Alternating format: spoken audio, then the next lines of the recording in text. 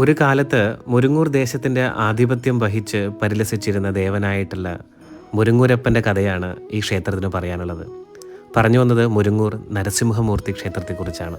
പെരുമ്പടപ്പ് സ്വരൂപം, മാടരാജ്യം, ഗോശ്രീ രാജ്യം, കുരുസ്വരൂപം എന്നൊക്കെ അറിയപ്പെട്ടിരുന്ന കൊച്ചി രാജ്യത്തിൻ്റെ 5 പ്രധാന താവഴികളായ മൂത്ത താവഴി, ഇളയ താവഴി, പള്ളുരുത്തി താവഴി, ചാറൂർ താവഴി, മുരുങ്ങൂർ താവഴി എന്നിവയിൽ മുരുങ്ങൂർ താവഴിയുടെ ഉത്ഭവം മുരുങ്ങൂർ മനയിൽ നിന്നും ഉണ്ടായ ഒരു വിവാഹബന്ധത്തിൻ്റെ ദത്തിൻ്റെയും പേരിലാണ്. അതുപ്രകാരം മുരുങ്ങൂർ ദേശാധിപത്യമുള്ള മുരുങ്ങൂർ മനയുടെ പരദേവതയായ നരസിംഹമൂർത്തി മുരുങ്ങൂർ താവഴിയുടെ ആരാധ്യദേവനായി മാറി. കാലാന്തരത്തിൽ മുരുങ്ങൂർ താവഴി വംശനാശം വരികയും മഹാക്ഷേത്രമായിരുന്ന മുരുങ്ങൂർ നരസിംഹമൂർത്തി ക്ഷേത്രം നാശത്തിലേക്ക് ചൂടുവെക്കുകയും ചെയ്തു തുടങ്ങി. ഉദ്ദേശം 1906 മുരുങ്ങൂർ മനയുടെ അംഗങ്ങൾ ക്ഷേത്രവും മനയും ഉപേക്ഷിച്ച് മുരുങ്ങൂർ ദേശത്തു നിന്നും മാറിപ്പോയതോടുകൂടി ക്ഷേത്രം നാമാവശേഷമായി.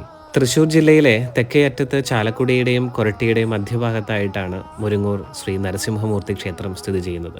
വർഷങ്ങൾക്ക് ശേഷം ഈ വരുന്ന മെയ് 18 ആരംഭിക്കുന്ന ദ്രവ്യകലശത്തോടുകൂടി മുരുങ്ങൂരപ്പൻ്റെ സർവാധിപത്യം ഈ മുരുങ്ങൂർ ദേശത്ത് വാണരുളാൻ പോവുകയാണ്. മുരുങ്ങൂർ നരസിംഹമൂർത്തി ക്ഷേത്രത്തിന് എല്ലാവിധ ആശംസകളും നേരുന്നു. നന്ദി, നമസ്തേ.